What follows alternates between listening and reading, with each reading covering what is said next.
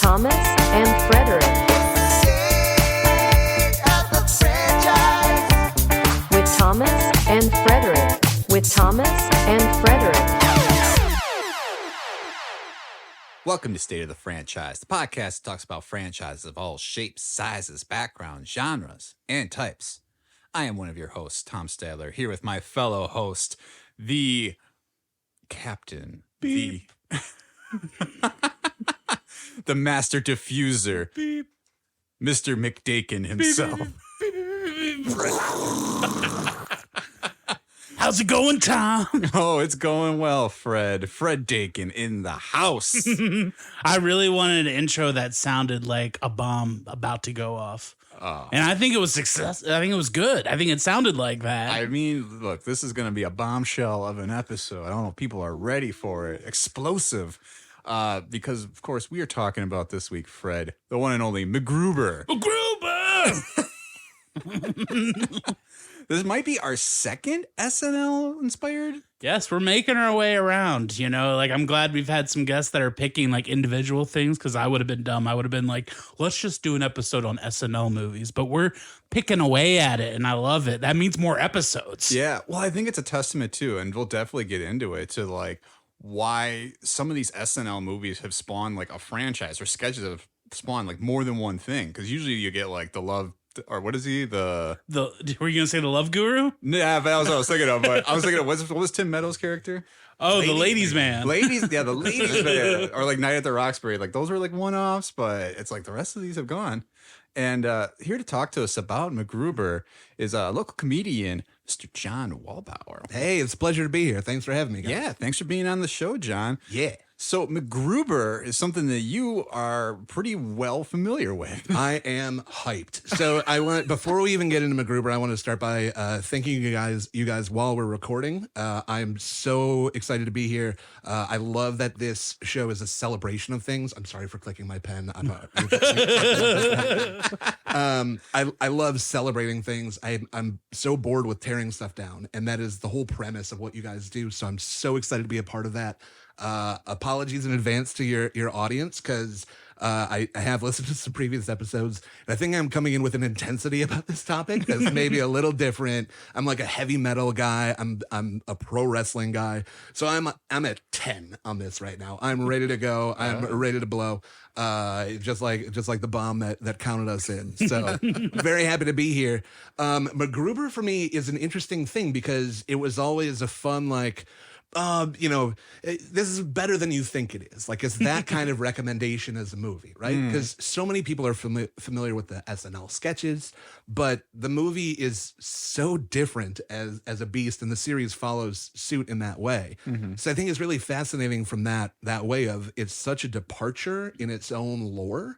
But I also think that what's really interesting about it for me is that I recently had a conversation with someone where they said, "What's your favorite movie?" And I started getting all heady, and I've got the couple that I want to hit in my top 5, and then a couple that are going to sound impressive because I know about cinema. Don't act like I don't know about cinema. Yeah. But then as I was thinking about it, he said, "I'm going to qualify this question by saying, I want you to tell me your favorite movie, meaning the one that you turn on the most deliberately. Ooh. You watch all the way through deliberately." So we're not talking, Shawshank Redemption is always on TNT or whatever when it's not pro wrestling.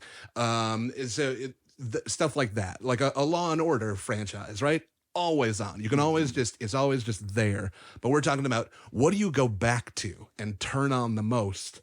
And if I'm being honest, it might be MacGruber. It's in this rotating small group of these comedy movies that I watch a few times a year. And so it's right up there for me with, like Tenacious D and The Pick of Destiny. Oh, yeah. Pop Star, Never Stop, Never Stopping, which is also, a Lonely Island thing, which we can get into. Yeah. So, yeah, I'm going. Let's go. We are both happy to have you on here, too, as people who are around the comedy world, kind of like on almost different sides, but not like in a combative way. It's just like, I always see you with comedy sports people, and we're always usually with the interchange, as they call it now. Yeah. So I was like, we need an episode with someone from that other world, and you are the person who is always the nicest person that I always talk to. I remember doing the rec league. I could always talk to you like, what's going on? Yeah. So we are happy to have you. Come on, talk about something you're passionate about. Well, that's a very lovely introduction. I'm so glad to be here. I love bringing worlds together. So let's do it. Even if it's like the Jets and the Sharks. 100%. 100%. Crips and Bloods, East Coast, West Coast. Let's get together. Milwaukee improv scene, dicey as hell. Yeah, you got to watch out here. Pick size and pick carefully. But yes, it's very good to have you on here, John. And with an awesome topic, I think when you mentioned MacGruber, I got pretty excited too because I had recently watched this show. I think I watched it when it came out. I'm sorry. I thought it was a late visit, but I remember, having just a lot of ups and downs in my MacGruber journey because I remember kind of going into it. Like the sketch I had a lot of love for. And then the movie, I saw it in theaters because I liked the sketch. And I kind of remember being a little lukewarm on it at the time. And then I saw the TV series came out and I was like, I'm just going to give it a watch. And I was like, okay, I'm back. I'm back. I was like, yeah, I'm thinking I'm back.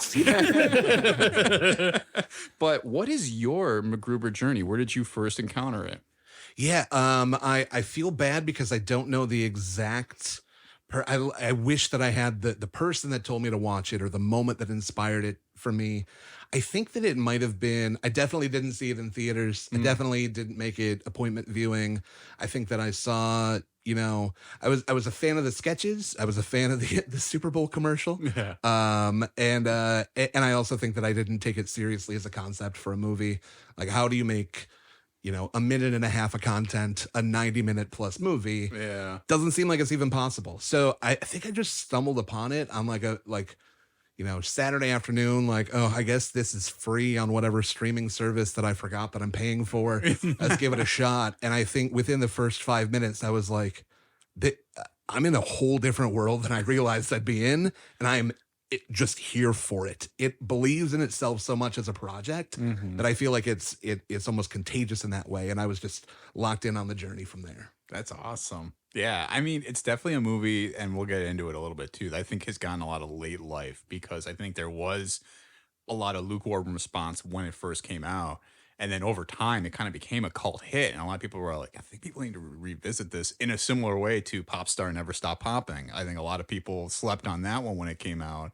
And now people regard that as like, if you watch that movie, it really is good. Glorious. Yeah. What about you, Fred? Where did you get into MacGruber? I remember the sketches, and I thought they were funny, but what was so weird about the whole MacGruber thing was it felt like the bit of the sketch was, we're trying to defuse this bomb. There was a sidetrack joke, and then we don't defuse the bomb explodes. MacGruber! Yeah. Like, that was the sketch. It wasn't like necessarily a layered character like you would see with I feel like Wayne's World, they kind of had the whole bit sketched out. MacGruber was like this kind of one-note joke that worked well done again and again. Yeah. It's one of those things like first time it's funny, second time it's not funny, third time it's not funny, fourth time it's hilarious, fifth time it's ridiculously hilarious. It just builds like that. And I remember the movie coming out. I'm like, how is this getting made? It's one joke. It's a good joke. I'm here for dumb humor, but how is this getting made? I remember seeing it at a friend's house on DVD. I didn't see it in theaters the way it was meant to be seen. I think I was in college. And I remember not laughing, but then the guy who I was watching with had seen it before. And he already had that thing where he knew what was coming. He was laughing. I started engaging with it. But when I got to the TV show, I felt like I was fully ready for what MacGruber was. Yeah. And I was just laugh riot for all episodes. It's kind of crazy because it also hits that action dad vibe. Yeah. Which I love. And some of the stuff in the series, some of it looks like it's a TV show, but some of it kind of has these Under Siege vibes or something. And I'm like, well, this is scratching that itch for me. Yeah. So going back in, I really liked it. I think the show is great. And I've come around to the cult of MacGruber, because I agree. Now it is kind of this cult thing where people are like, well, MacGruber's kind of the shit, Yeah. That's how I feel. I'm kind of in now. MacGruber pilled. Yeah. It's funny too, because I think something that we're dancing around the fact is MacGruber. I mean, the sketch is inspired by the show MacGyver. And I had never seen MacGyver in my life other than knowing like the Simpsons references and like everything else around it. So like when MacGruber was even on SNL, you kind of know it. Like it's like one of those things. And I think as improvisers, we both know this feeling, or all of us know this feeling of like, oh, you kind of have a sense of like a cultural touchstone that you maybe have never actually experienced firsthand, but you know about people talking about it. Like, oh yeah, MacGyver is a guy who like, you know, can defuse a bomb with like a paperclip or something like that. And it's just like, it's like extrapolating that idea to like the 100th degree. And it's just absolutely ridiculous. But. And I think that in a weird way, that takeoff is both why it shouldn't work and why it does work. Mm-hmm. Like that premise of the MacGyver thing. I also was not familiar with MacGyver. Like, I mean, culturally familiar, but I hadn't watched anything. I still haven't watched any of it or the reboot. But you know, generally like, you know, give me a button and a twig and whatever, and I'll fix it, you know, sure. And so, but I think that everyone watching that show at the time was probably making the same jokes. That is the very premise of MacGruber. But like so much of MacGruber, it's the commitment to the bit of like the unwavering, I'm not going to blink and let you think that I might think this is a joke. I am in an action movie. It just so happens that my materials are, you know, per the original pitch, I think pubic hair and dog shit. Or Yeah. He's like, hand me that dog shit. They're like, I'm not handing picking this up. Yeah. It's so funny. I think it's just because it is so ludicrous, and there's pieces of the movie that you even watch it now, and I mean, I think the movie is very funny, but you're looking at it like this is the dumbest thing. I can't imagine somebody writing this joke and just being like, oh yeah, this is gonna kill. Because it's just like, where does your brain even pull this stuff from? The brilliance of the stupidity is the thing. Jorma, the director, talks about there's, you know, like smart movies, and then there's smart dumb movies, and then there's dumb movies. And it's really easy to get in on a dumb movie because nothing has to be rooted in any reality. It's really easy to get in on a smart movie because everything is hyper realistic. But a smart dumb movie where you're intentionally breaking that world that you're establishing, it's a tough gambit. And I think this is just a perfect move. And if you don't mind, I'm going to refer to my notes here because go for it. A quote of, I don't know if you watched the HBO miniseries Chernobyl.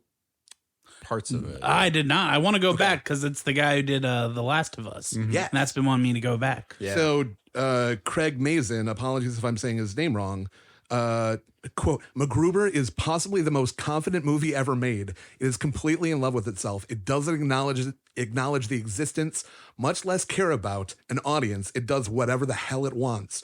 It's usually a recipe for utter disaster. In this case, sheer brilliance. MacGruber should be in the Library of Congress. I'm dead serious. It's perfect. That is an actual quote.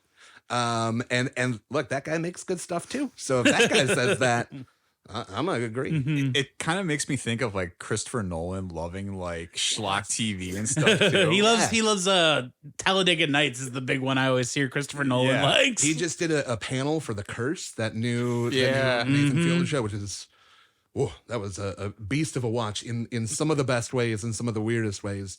But do you know Nolan's email to the crew of MacGruber when they were kicking off the table read? No. I can save it for when we get to that part of the history. I've got the email. Okay. I'm telling you, I came prepared. I am hyped. I'm excited to be here. Let's go. Well, let's dive into the history. into it? Sure. Yeah. So, all right. So it was, so I think his name, is it pronounced Jorma or Yorma? Because it's spelled Jorma. I watched a thing similarly. I was like, I'm going to say his name a bunch. So I watched John Mulaney introduce him on a panel, and he referred to him as Jorma Taccone. Okay. So that's how I'm going to go with it. Okay. He didn't object in the moment or act as though it was a bit that he was playing along with. So, and if people don't know, he's one of the Lonely Island. yes. Yeah, he's kind of the I would say the smaller guy. Like, is that a fair assessment of him? He's the smaller DJ and pop star. Yeah. Right? Yeah. Yeah, he's not like one of the Bash brothers and like the Mark McGuire and Jose Canseco. He does video. not get to go on the boat. T-Pain took his place on the boat. Honestly, that's probably the best reference. Yeah. It's like he did not make it on the boat. So it was created by Jorma Taccone, who pitched the idea to cast Will Forte over a period of several weeks. And so then we're talking about the sketch. This is even a start. So Will Forte was initially reluctant to commit to the sketch, kind of deeming it too dumb. But after he kept getting persuaded by Taccone, he was like, fine, I'll do it. And the first sketch aired in January 2007. And due to the popularity, it led to more segments in the following years as we kind of see all these like interludes like Fred was talking about earlier of like it's a quick minute of just like complete mayhem where he's asking for ridiculous shit. And then it's like he's like asking for ingredients and he's making a Bloody Mary. and that setup of that they established from the onset is that three quick, almost like a 3-act movie, but instead it's these 3 little things. The idea of get to this stupidity as quick as possible. So the first one's probably a minute and a half, second one's probably a minute, and then at the end of the show, 20 seconds, 30 seconds, and just right to the explosion. Right. It's that. So it not only is it formulaic in terms of like the content, but also in the structure. And so it becomes this familiar chorus. You guys know from establishing scenes and improv, part of it is getting the audience on board with what we're setting up. Right. But because we're parodying MacGyver, we're familiar generally with what this is, right? And now because the structure is locked in this way too, every time it comes back, we're like, we're home. It's a chorus. I think that's what works so well about it as a recurring character. Yeah. So yeah, It's like that short form game Countdown. It kind of feels like, A little bit. yes, the scene where the time of the scene keeps getting cut, and so the improvisers have to cut the lines and start running rather than walking, and faster and faster. Yes, Right. Yeah. Turn a 2-minute scene into a 30-second scene. Yeah. And it is funny because I'm actually surprised. I mean, I had watched a lot of like the sketches back to back, like rapid fire, and there's just like this evolution. There's like this like secret like world building going on. They're like, oh, MacGruber's a drunk and he's like recovering from his divorce, and then there's this whole like stretch. I think it was post the commercial, right, where he had the actor that plays MacGyver as his dad. Richard Dean Anderson, I believe, is his name. Yeah.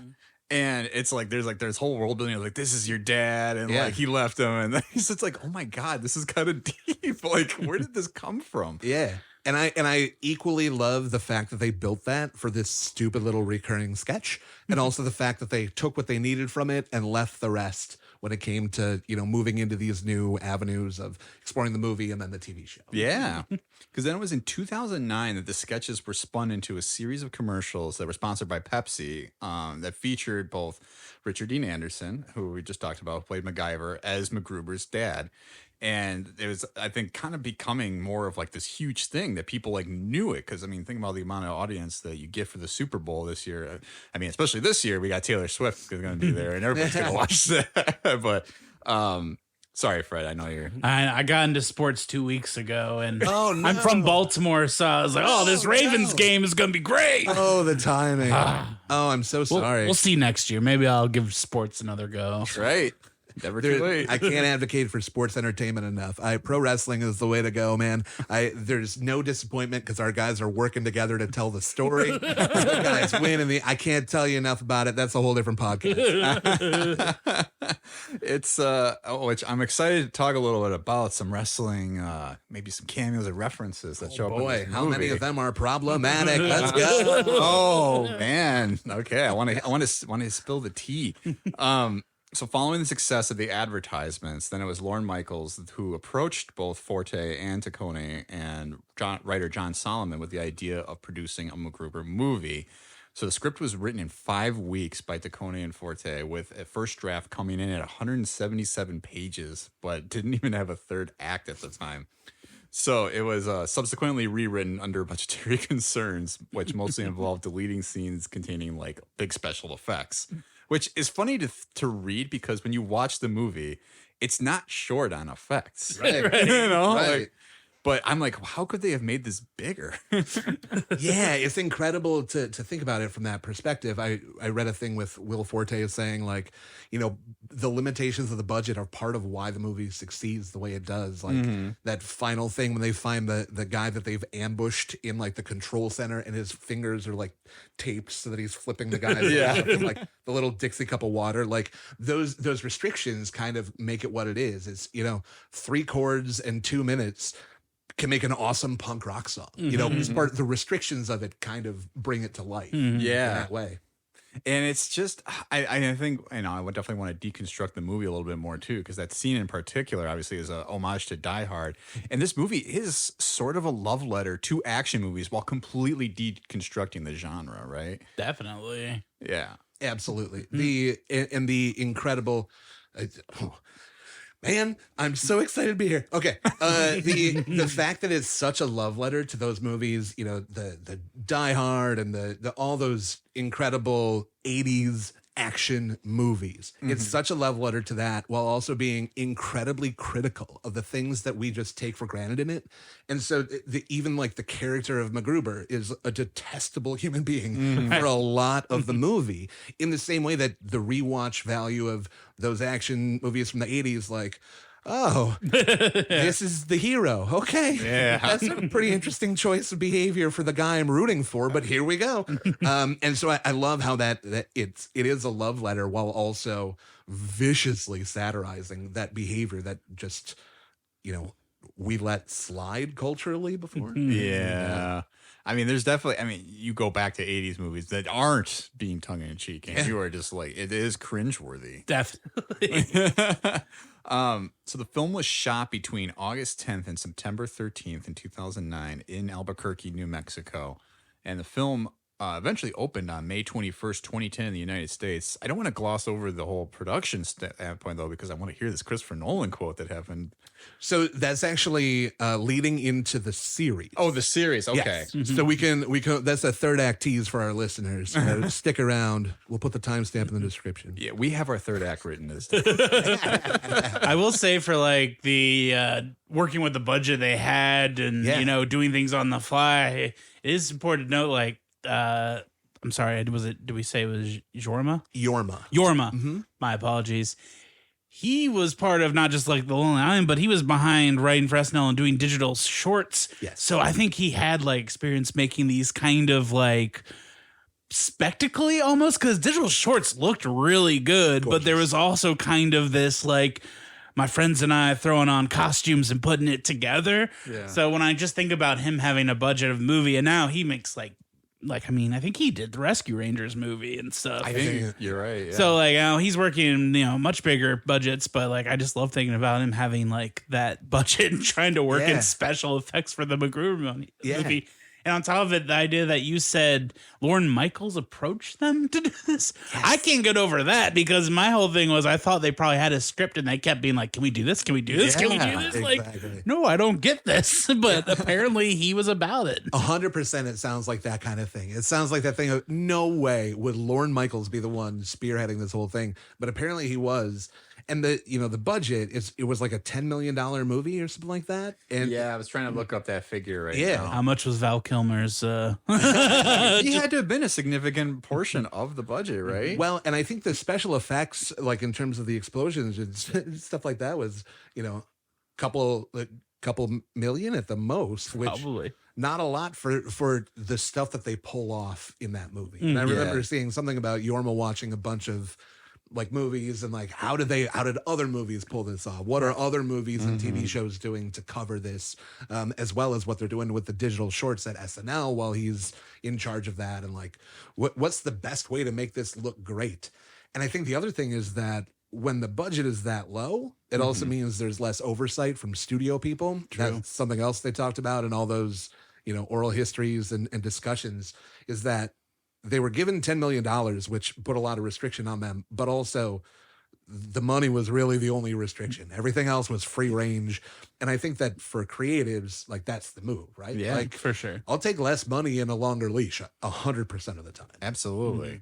I mean, and you're right. So it did have a budget of $10 million, but it made $9.3 million only.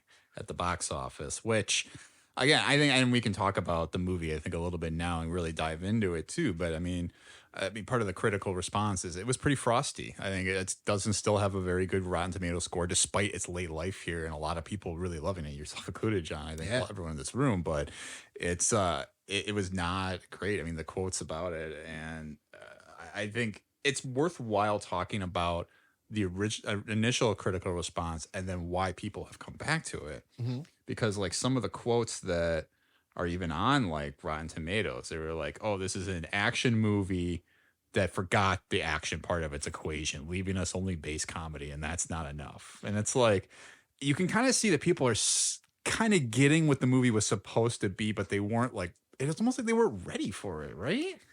So agreed 100%. I think this is a situation of a lot of people coming in with expectations, and whatever expectations you bring is going to affect how it feels when you experience it. A lot of critics panned it for what you said, but also the New York Times loved it. So that, I mean, it's that when you have a reviewer who gives it the chance of like, let's take this for what it is and not what I expect it to be. I think that, you know, the cultural response is exactly that, of like, at the time that it came out, people knew what they thought it was and left it alone, myself included. And then it took just either being ambivalent or whatever it was. I guess maybe it's like those magic eyes where it's like a crazy pattern and then you relax your eyes and suddenly there's like a 3D. Maybe it's that culturally, of like, I relaxed my eyes and I let the magic in. Yeah. Maybe it's something about that.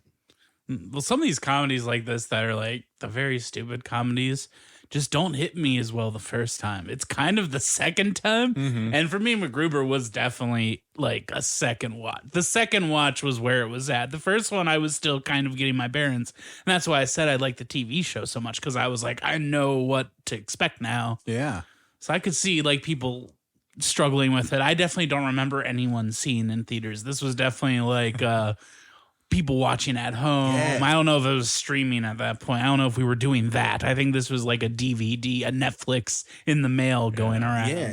Well, it apparently was pulled from theaters after like 3 weeks. Like the studio just gave up on it, and it was going up against like Shrek Forever After or whatever. Yeah. So it got crushed at the box office, and the studio just pulled it. But again, like it in time found the people that it needed to find. Correct. Yeah. And I can't remember the situation of why I saw it in the theater, because I think I knew the sketch. I went with my then girlfriend at the time, and I remember she was very even just like, this looks really dumb. So I think I kind of even went in with like bad vibes. Like I was like, I don't want to have to convince you that this is going to be funny. And then it's like when the jokes like weren't hitting, and it was like us and like 2 other people in the theater at the time, and I was like, oh, I mean, I was just not vibing at all at that time.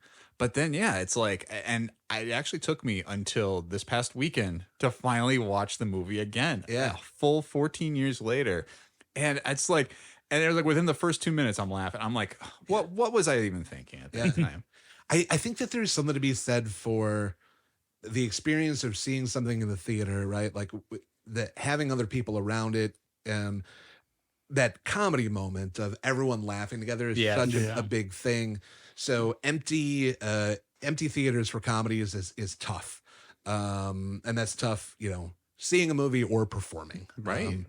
And so I think that there's some part of it of like almost the emptiness influences your feeling of like, it's quite quiet in here unless I'm doing the work, and I want the movie to do the work. Right. I also think that there's a lot of jokes in MacGruber, the movie, that are potentially divisive and certainly a lot different direction than the sketch went. And I think that there's there's an awareness within an audience when we're together of how are other people receiving me in their presence. So what I'm thinking of specifically is I saw The Dark Knight in the theater opening night. And I think I went alone, but it was a full theater. Yeah. And that scene where the Joker does the pencil trick and puts the guy's head down and the pencil, and ta-da, it's gone. I started cracking up in the theater. I thought that was hilarious. I was, because it was such a tense moment, and that's a release of tension, right? In a very, very dark way. I wasn't expecting it. I started cackling. And I very quickly realized I was the only one at that full theater laughing.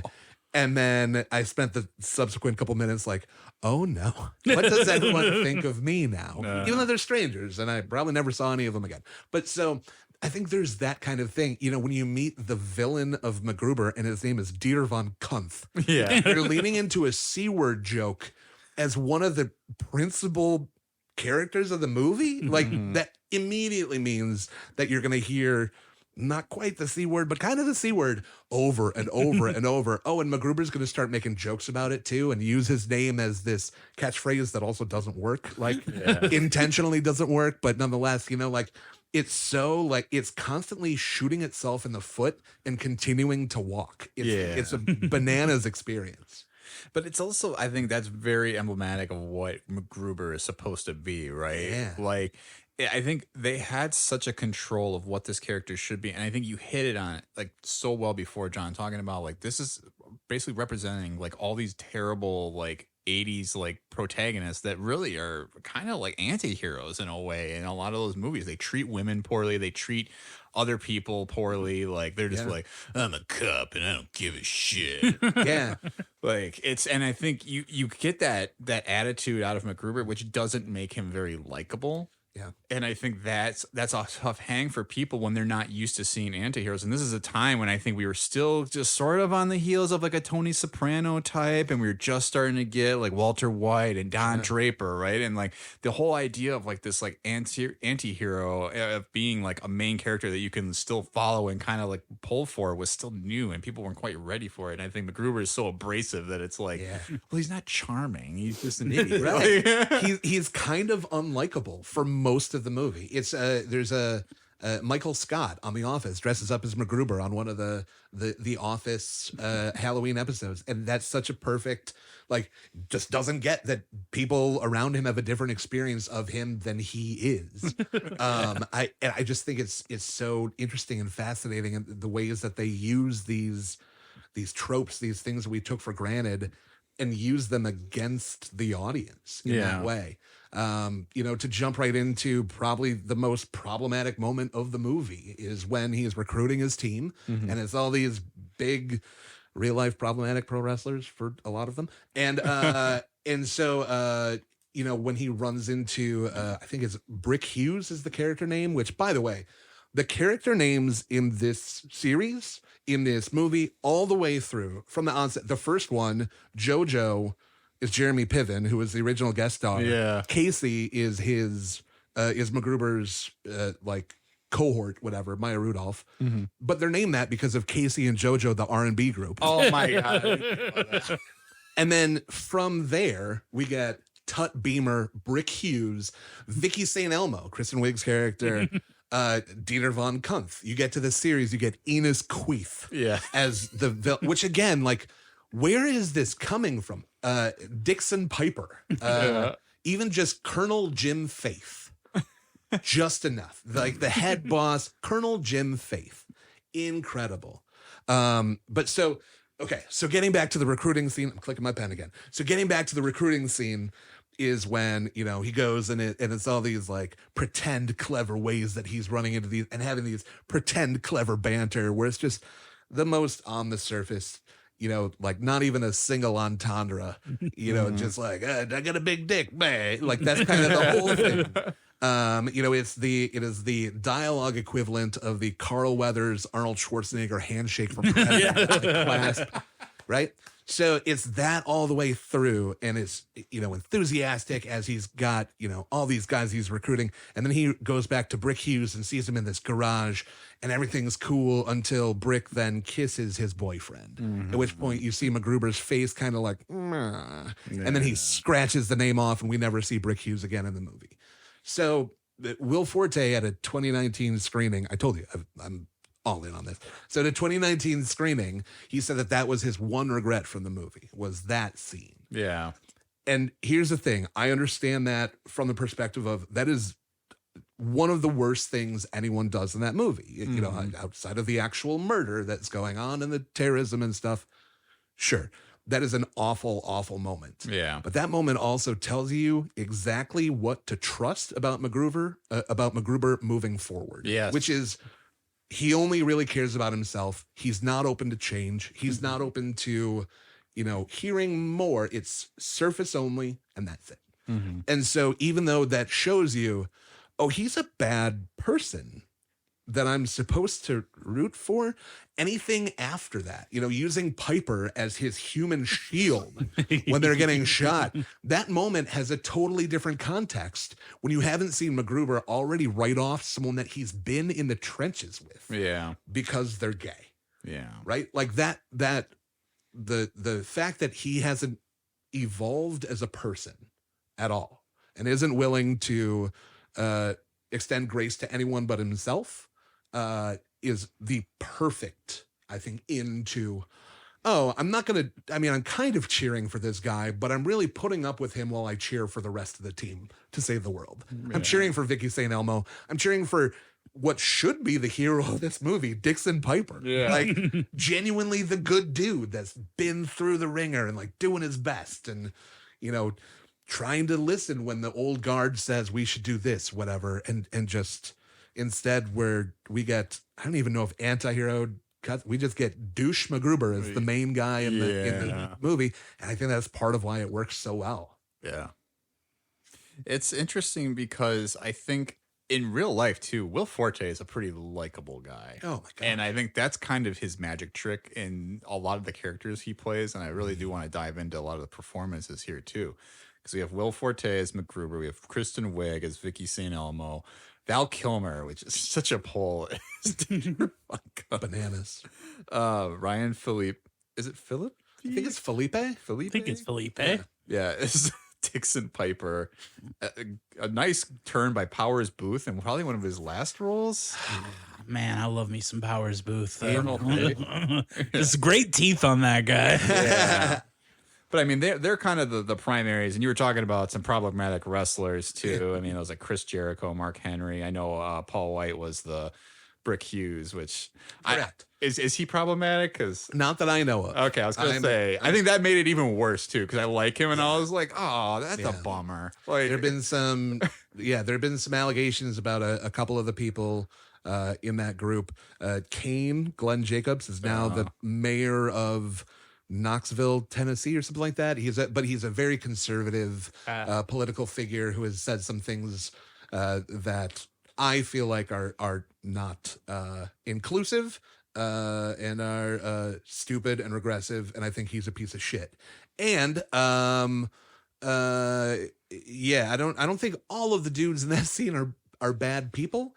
I think Mark Henry is a good dude as far as I know. I think Paul White's a good guy as far as I know. I don't know anything about MVP, but I know that Chris Jericho has some recent allegations that aren't cool, and Glenn Jacobs, based on what he is comfortable saying publicly, I'm happy for him to go away. Yeah.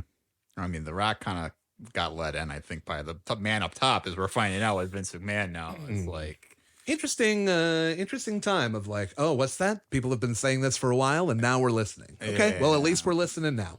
Mm-hmm. Yeah, I mean, better late than never, I suppose, but 100% even still.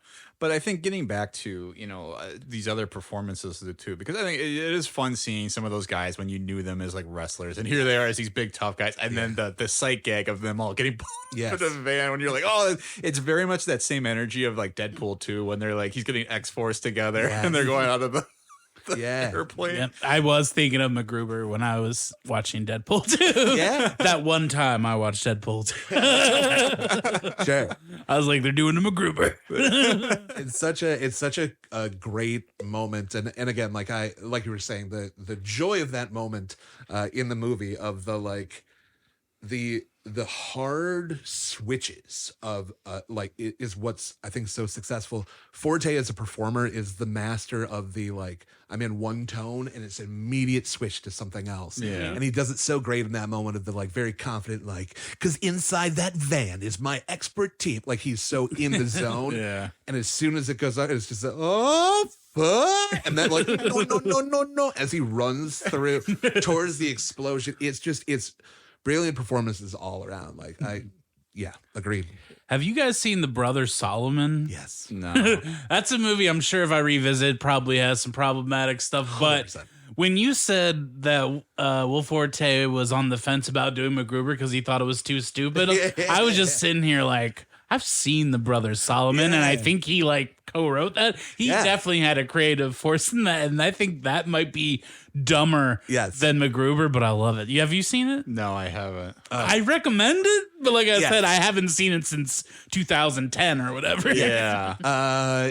Cuddle in with whatever your favorite vice is and watch that movie. It's probably a better experience if you're not sober. But that being said, my memories of it are quite fond. It's Will Forte and Will Arnett as brothers. Whose father is slowly dying, so they want to give him a grandson before he dies. But they're both weirdos that just don't know how to socialize. They were raised in Antarctica because their dad was a scientist or something. It's like those two actors pitch at their highest weirdos as the brothers together. They make a combined dating profile at one point, and while they're describing themselves, the two consecutive adjectives they come up with are super and duper. So like that's one of the moments that I remember from that movie specifically.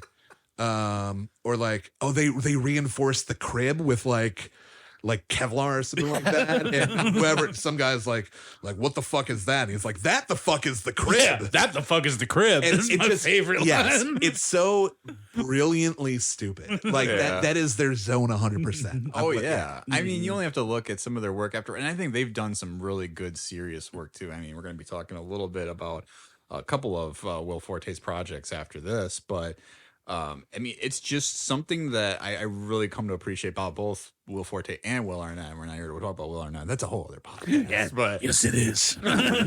yes, it is. Tune in for that one.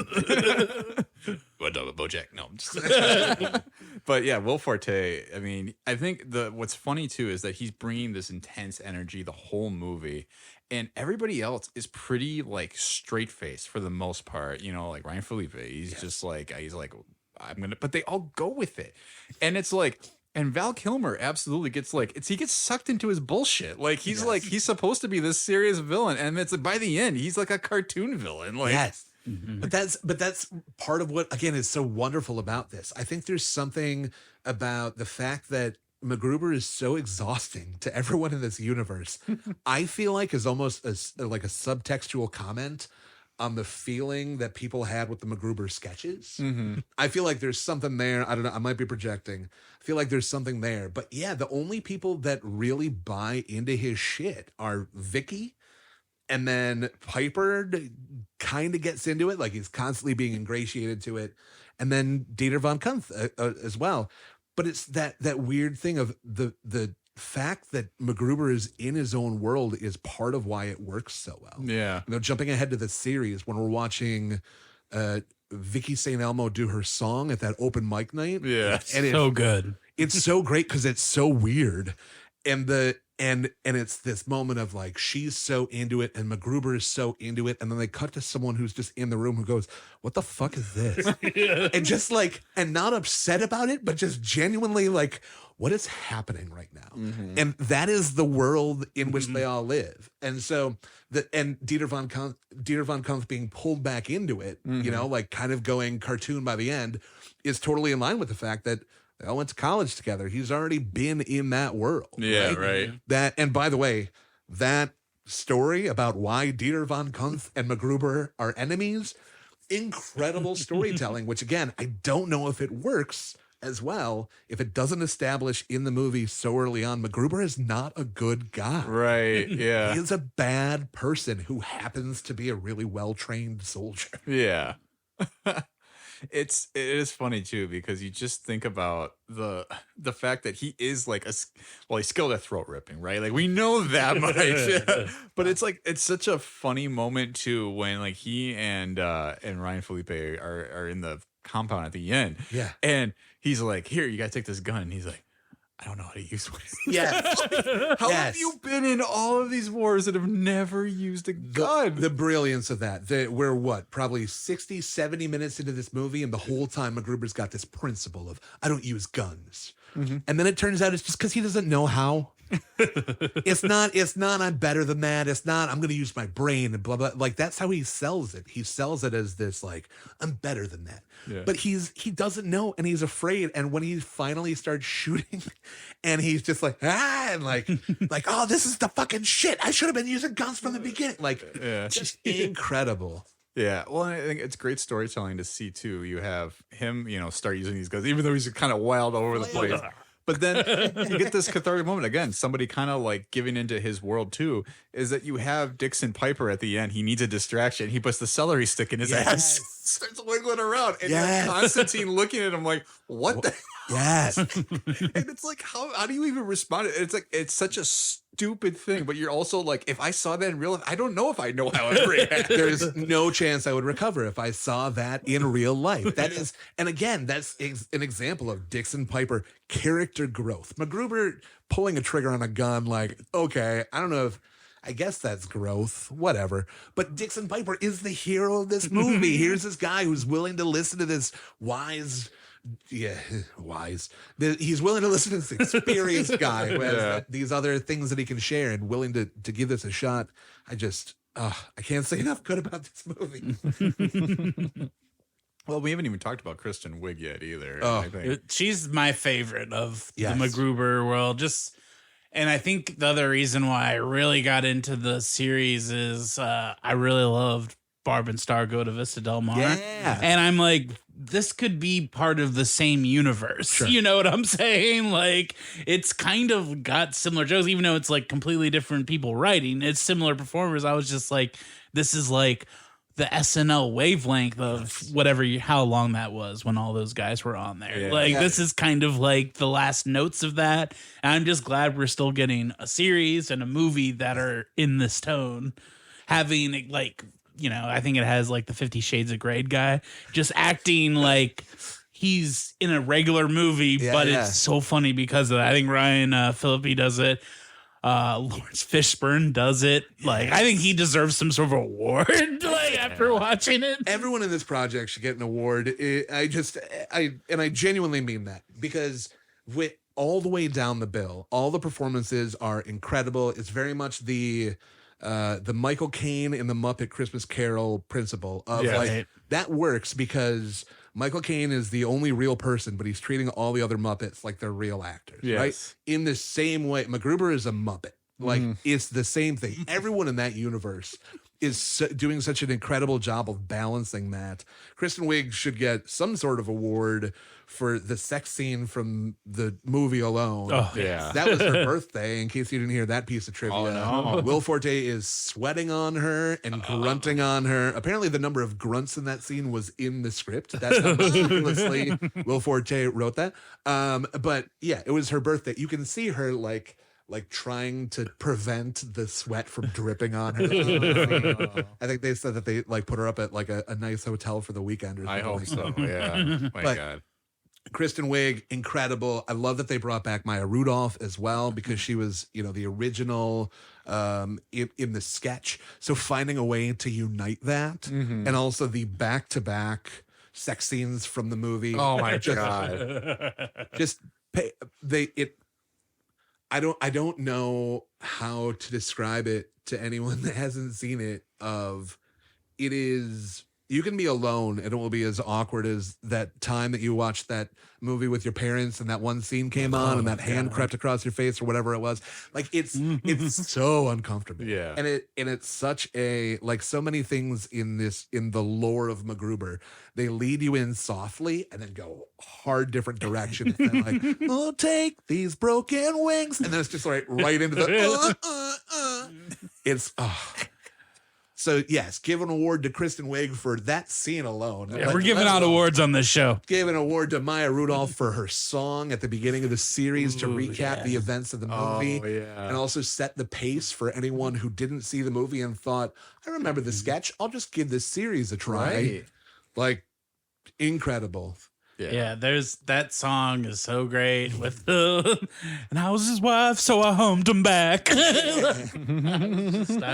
If we're going three pieces of music from the whole thing, the song that Maya Rudolph sings for sure. Yeah. Take These Broken Wings. Yeah. And then the cut of Rosanna by Toto when he first gets in the Miata in the movie at the beginning, where it's this cool like as he's like reassembling himself in this action movie thing, and then like, oh, here are the keys to his cool convertible, and then he gets in some Mazda Miata, and it's just Toto like me, like such a different vibe that they're expecting to happen. The audio moments of this movie, again, like if we're just hitting those three musical moments across the series are so huge.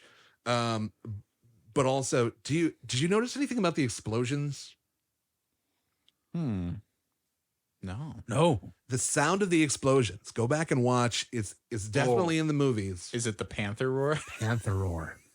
There's a panther roar dubbed into a lot of the big explosions in this movie. Yeah. And it's subtle enough that if you don't kind of know to look, you might just be like, oh, that sounded a little interesting. But when you know it, and when you bring that into like the feel of those Under Siege or Commando or whatever those 80s movies were, like that little panther, like, wow, as the explosion happens. That's pretty good. It's so good. And that is my one regret on this podcast so far, besides just monopolizing it and talking about all the things, is that I didn't when you were blowing up at the beginning. We gonna add that in. Yes. More work for Tom. We'll get it in post. Use my best and go back in and retroactively. I mean, we're just gonna add this all retro. Yeah, just put him in throughout the episode. I like that. Should we start talking about the TV series then? Sure. So. Focus shifted to a television project when another film was not seen as financially viable, probably because it basically only made back its budget, right? So following the cancellation of the sitcom The Last Man on Earth, which it was one of the projects I wanted to kind of talk about too, because it is a very different feel of a very like bitter version of like that what Forte can play. And I think that's what makes you almost appreciate a character like MacGruber more, is seeing him kind of like start that series as a very just like, you know, I don't know, kind of like a little boy almost. Like he's like, I'm gonna, people don't want to play with me, and then I want to play with them or something like that. And then he becomes a little more MacGruber and gets a little softer. But after that, he and Solomon had both written and directed that show, and their focus turned back to a MacGruber revival, which was pitched with Tacone to television networks early in 2019. And then it was finally announced, or was purchased and bought by NBC Universal in January 16th of 2020. So obviously them being involved with SNL, they were like, okay, well, we'll bring this on and we'll put you on Peacock. So that was going to be pretty much the inaugural slate. I didn't even remember that. That was one of the first shows on Peacock. Mm-hmm. That was what got me to sign up for Peacock. I remember watching the first episode, and then I had to like get Peacock, and then I didn't. The first time I eventually got it, but I was like, no way. See, and for me, it was like, I saw they're like, oh, they're going to move The Office entirely to Peacock eventually, and probably all those NBC shows will eventually be there. But it was MacGruber where I was like, you can have my money now. Yeah. Let's go. And it's the same, like, I just got my thing of like, hey, your annual Peacock membership is coming up. I was like, I can't lose MacGruber. What if they make more MacGruber? I'll rent a VCR and tape it on VHS. And yeah, absolutely not. I need my MacGruber. My membership's not going anywhere. So it was by April of 2020 then that the scripts for all 8 episodes were near completion, but a production delay due to a little something called COVID. Delayed, I know, right? Weird. Delayed filming until June of 2021, and filming completed then in August 2021. So it was a quick 2-month shoot. This thing. All 8 episodes were then released on Peacock on December 16th, 2021. So at the end of that year. And much better reviews, I think, than the movie ever got. And I think it still holds a pretty strong rating on like Metacritic and everything else out there. But lest we pass production, John, now you can share. Let's get into it. I'm excited. So apparently the original pitch was that Yorma met Christopher Nolan and was like, we want to do another movie. And we want, at the end of the movie, the title card comes up and it says directed by Christopher Nolan with an asterisk on it. And then it's not really directed by Christopher Nolan. So that was the original pitch that they had for him. And that didn't end up being the way they went. I guess they invited Christopher Nolan to participate in some way. And he sent this email from that I guess was read aloud before the read through. Though I can't be there in person to watch you take the first step of your odyssey, know that my spirit soars with you. And whilst it's perhaps unfair to add to the great sense of responsibility you must already feel, I am duty-bound to tell you, the world is waiting, the world is watching. Until someone builds a bigger bomb. I absolutely love that. That is amazing. That's pretty great. He's probably like, man, if I get involved, I won't be able to just enjoy it. If I get my hands on it, you know, I can't just like take it in. I think there's a real chance that's something that comes into it as I fall over my excitement for that thought that I hadn't considered before. Yeah, that's absolutely. Yeah. How does someone that is so in a specific zone but so enthusiastic about something in a different direction, how does someone incorporate that without it shaking all the foundations? Yeah, Fascinating. Yeah, it's Nolan, make a comedy, make like a raunchy comedy. I already told you, I thought at least one moment in his movies was hilarious, but apparently I was alone on that one. yeah. I mean, it's very funny in itself to think that he just loves kind of these like oddball, like silly, dark comedies, but he's like never incorporates a ton of humor into it, other than just like little weird moments where like Batman like is like turning around, he sees Catwoman like disappeared on him. He's like, that's what that feels like. Tom Hardy in Inception, that like, you mustn't be afraid to dream a little bit bigger, darling. Like fires that rocket up at the guy's shoot. I think that like, so comedy is the creation and release of tension, right? Like set up, punchline. And I think that in most of the tension that Christopher Nolan is so good at creating, the release is through some violent catharsis or emotional resolve as compared to dick joke or whatever else, you know, like not that there's not art in both. But I think that the release of tension in Nolan's projects goes a very different direction.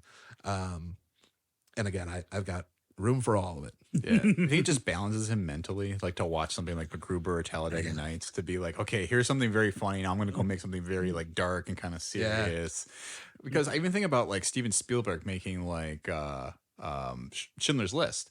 And like he was so depressed like during that, but then they would have like Robin Williams would call him and like tell him jokes for like an hour or something like that and cheer him up. And he's like, okay, you can keep going now. You got a big story to tell or something like that. And it's just like, I think about these people who spend so much time making this very serious stuff that it's like, yeah, the last thing they probably want to do when they're done making these things are watch things like the stuff they've made. They want to watch something like, like Real Housewives or something, you know? I mean, maybe, or maybe it's catharsis. Yeah. Right. Like I know someone who worked behind the scenes at a concert venue in the city and said that most of the heavy metal artists that they encountered were significantly kinder than the pop artists. Interesting. And my thought is, well, yeah, the heavy metal artists get on stage every night and go, and get everything out for an hour and a half. And the pop artists have to hit their routines and do their things. So I don't know. I feel like it can go either way. I think there's definitely, I'm someone who loves especially dark music. And I do love, I mean,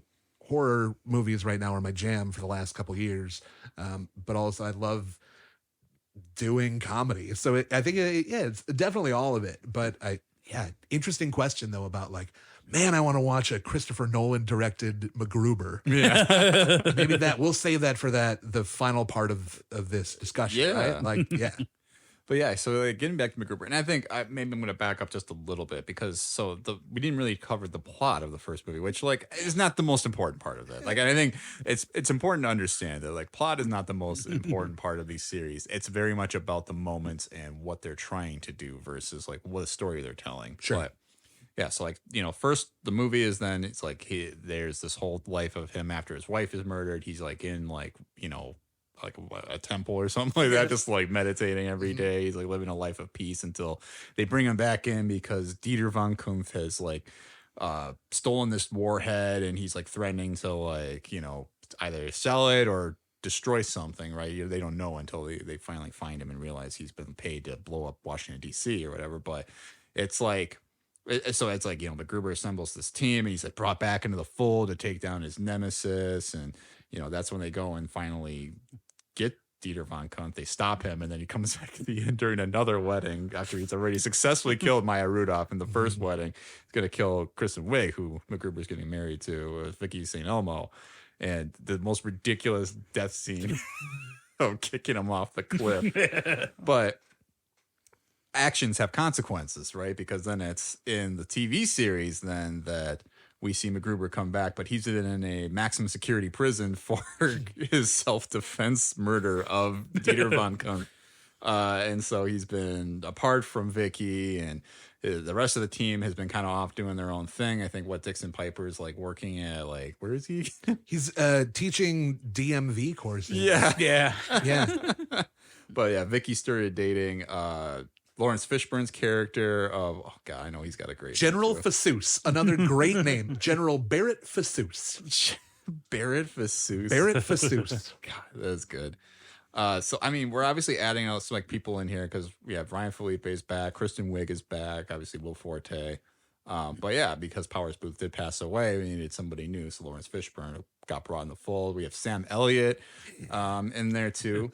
It was Perry, and then we have Billy Zane, who I think he's one of the most underrated actors ever. I don't know. I think I like that, like he has this career of like, he's kind of like, for lack of the better term, the butt of the joke. It's like, oh, and Billy Zane. Yeah. When I watched this, I was like, kind of wish we had some more just like regular Billy Zane roles in our world, you know? Right. Like, it's like he never recovered from Titanic though. It's like he probably got all these roles offered to him, like, oh, you could play such a good asshole, and it's like Zoolander, man. Like, that's the thing I always think about. Sure. Like, you should listen to your friend Billy Zane. He's a cool dude. I'll go back even further than that. I'll go mid-90s. I was a huge fan of...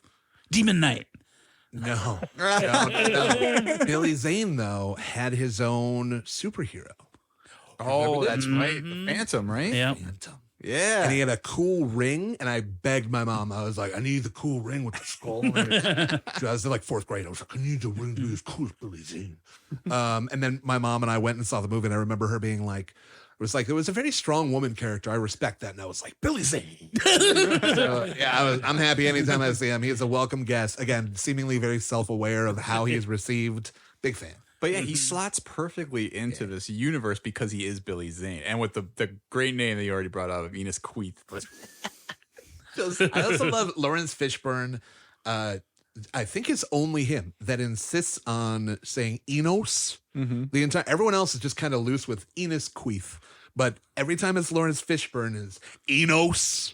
Like it's a very like deliberate, like almost accusatory way that he says it. I find that fun. It turns out not to be true, but I created in my mind my own narrative that Lawrence Fishburne had turned down the Matrix reboot in order to be in MacGruber. It turns out he wasn't even in the initial Matrix consideration for this one around, but that's a whole other episode. But I will say that MacGruber is higher rated on IMDb than the most recent Matrix movie. So there's that. Goes to show. Goes to show you. But yeah, so it's after serving time in this max security prison, MacGruber is called upon by Barrett Fasus to take on a suicide mission, basically to go and stop Enos Queeth, who has acquired, what is it, the Brimstone. That's it. I'm like, I was wanted to say like Brigadiers. I'm like that. I'm like, no. Well, the first thing is that there's that kidnapping at the beginning. Oh yeah, of the they kidnapped the president's daughter, right? Yes. Which also leads to maybe my favorite moment in the series, of the moment when MacGruber just gets embarrassed and stripped down, literally. And then there's the brief moment when we think he's being traded for the dog. and the just like, what the fuck? Like the terror turn he throws, incredible. Just Yeah, wonderful. it is. Oh God, I'm trying to recover all the beats of this series in my head. I know you guys are a little more fresh on it, so please fill in the cracks here. But I know that so he kind of gets the band back together though, right, to kind of pursue this queeth. I'm saying queeth with a TH for the audience. It's a really interesting series from the perspective of like it's 8 episodes. Most of the episodes are right in the half-hour range. So if you consider it like a 4-hour movie, it spends 3 hours building up and resolving the main plot, and then just goes, by the way, that wasn't even what you were watching. Something else was going on. And you're like, what? And so I think that's part of why it feels like that show moves. Like they are constantly there's not a lot of just hang out with these characters. Which, you know, in an 8-episode series, I'm grateful for. Like, let's keep it moving. Let's go. And, you know, we've seen how these writers can pack these jokes into this stuff. And I think that's part of the reason that it's almost hard to recall some of the jokes and some of the beats of the story, because there's so much of both. It's a lot. Yeah, it's rapid fire. It's very much a thing of, if you tune out for a second, you could have zero context for why this next joke is going to be as funny as it is. But I, you know, the journey of the, like, so MacGruber getting released from jail and then going back out and like saying hi to his team. Then you immediately find out that while he was on trial, he threw his entire team under the bus, including the woman that he was married to. He was like, it was her fault. It's all her fault. So like all this stuff, again, MacGruber, not a good dude. Yeah. Not a good dude. But so then we start to see this more, you know, they fill out his character. There was a reference earlier in this discussion about MacGruber being like not a very layered character or whatever, and that's also I think why he works, like, because there's no growth. Maybe towards the end he hints at it, but he never really goes there. But I think that's why it's so fun to see him over and over in these situations where it's like he still hasn't learned anything, and if he'd paid attention last time it could be easier this time. Or okay, I'm going again. You're fine. So Brimstone is this major weapon that Billy Zane and all the baddies are taking, and they're going to use, and they're going to kill a bunch of people as they do. The fun, well, not fun, but the 80s action movie kind of reveal, almost like The Rock, isn't it? Well, I guess that was in the 90s, but it's in the 90s where Ed Harris is leading the team of like the former military, whatever. Yeah. Not like that hadn't been done before, but in the way of like all the people that MacGruber was fighting were now like, like from his previous missions that he abandoned or turned his back on, or was like, oh shit, I thought you were dead, and not happy to see him. Yeah. And I mean, it's and it's a ride. I think I keep saying too. It's funny too, because he finds out that Vicky has been dating Vasus, or are they married? No. They are, yes, they are married. Okay, yeah, and he's just like so jealous, but then because I'm sorry, the reason I remember they're married is because another incredible addition to the name list. We already had Vicky St. Elmo, but then at the end she calls herself, well, and spoiler for those of you intending to watch the series, she refers to herself as Vicky St. Elmo MacGruber Fasus MacGruber, which again, it's just thank you. Thank you to everyone involved in this project. Thank you. It's great. I love Larry in this. He's great. Yeah, he is just, I think he always brings a different type of energy that is needed. He brings quiet, like, or it's almost like calm, like energy, and it's very much in that Morpheus wavelength, but never quite the same way, because in there he's very, like, you know, pensive, but it's like in stuff like this, or even in Mission Impossible, it's like he's in control of the situation when he's like bitching you out, and he's like you cannot go rogue, you cannot do this. Arby's, we have the meats. That's Ving Rhames. That's Ving Rhames. That's a different dude. And Is that's that Ving Rhames. Yes. That's Ving Well, Rhames when in you said Mission Impossible, too. I was like, I don't think I've seen that. Is he in the new? But No, yeah. he's in 3. he's in 3. He Oh. is. Well, Ving Rhames is for sure the Arby's guy, and for sure all the way through the Mission Impossible series. Yeah. Fred, I had my Tina Turner, Whitney Houston moment right there that you had in the last episode. You want to dance with somebody? Oh no, it was Confusion of the show. I made a joke because we were doing our spicy chicken thing, our competition, and I like a plain chicken sandwich. And I said I like my chicken sandwiches like Whitney Houston, simply the breast. I did not realize that that's Tina Turner. Sure. And it's worse, I like flubbed the joke 3 times in a row because I kept just saying spicy chicken wrong or something. And then when I finally got it out, he sent me the other day, like, by the way. Yeah. Please note here on State of the Franchise, we don't have a producer. Fred and I are our own producers. So There's zero fact checkers. Yeah, there's no fact checkers. We are doing this live. I can confirm there are 3 of us in this room, and that is it. That's very funny. Well, I mean, comedy rule of 3s. Let's wait. Let's see who you mix up on the next episode. Yeah, exactly. The final. Both And of we'll us say- are going to be pilled that it's like somebody else. We're going to be like, remember when Leslie Nielsen was in that movie with, where he's trying to get his daughter back? And then we're like, no, that's Liam Neeson. Leslie Jones was so good in the Naked Gun movies. Leslie Jones. But back to MacGruber. Mine sounded a little throaty on that Yeah. one. Sorry. Okay. But that authoritative voice, right? That like you're not gonna get away with this. Like there's something to it that like I have to consciously try to channel that those guys just have. Yeah. And I think one thing that I like about him in this series is I feel like Sam Elliott, who's great in it. Yeah. I feel when I watch him and stuff like this, he knows that this is played for humor and he has to play it straight. But I don't think Sam Elliott thinks it's super funny or gets the joke. Larry, I think, is coming at it with some comedy chops mixed in with knowing he has to play it straight. And I think that's something subtle. Like some actors, like Powers Booth, again, knows he has to play it straight. Yep. But I don't think he thinks this is funny. But I Well- think Larry is like kind of in the wavelength of it. So fun story from the production of the movie with Powers Booth asking Yorma, how do I play this moment when MacGruber has the breakdown and offers to suck his fucking dick or fuck whatever Yeah. famous job, right? So in that moment, Powers Booth came up to Yorma and apparently was like, so am I Leslie Nielsen in Airplane? Am I serious during the silliness? And Yorma was like, this is the total breakdown of the man you've been mentoring for his professional career, even more straight than that. And so Powers just like over delivered that drama. And again, that's why it works so well. Yeah, That for juxtaposition sure. of both. 100%.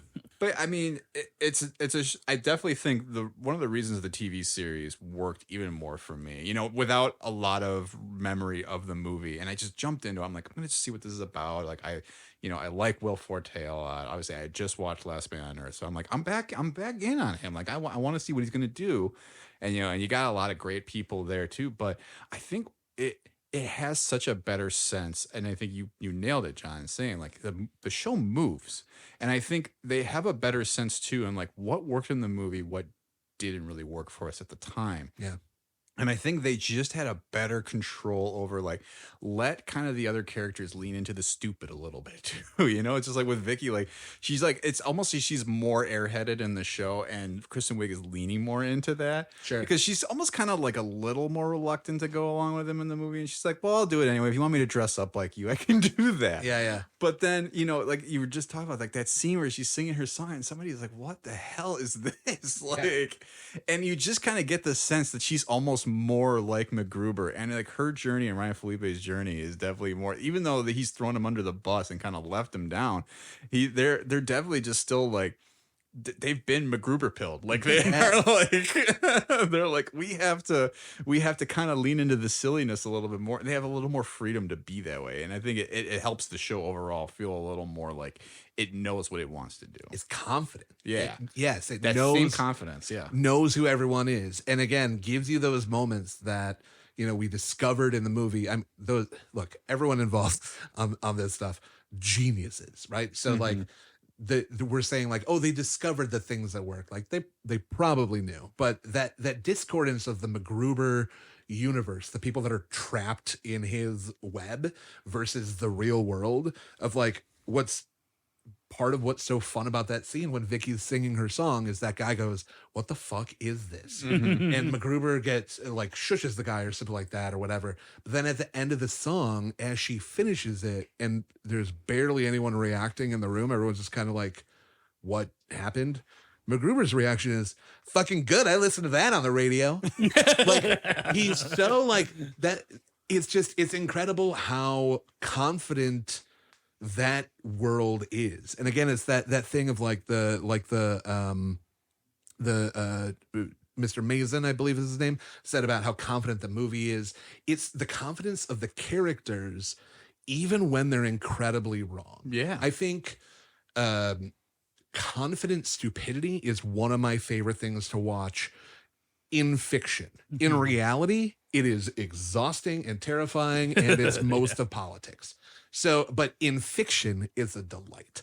And I can't get enough of the idea of this guy MacGruber, like just of a moment of like, when he's telling Fasus it's okay that he's with Vicky now, and he's like, it's okay. I don't have a problem with you putting your penis in her, but just I want to make sure that you put your whole heart into her too. Like, and he keeps referring to his heart as like, I want you to give her your whole heart base to tip or something like that. Yeah. Like, and it's all this, and he says it with this like this real like folksy like, you know, it's just really important to me that you do this.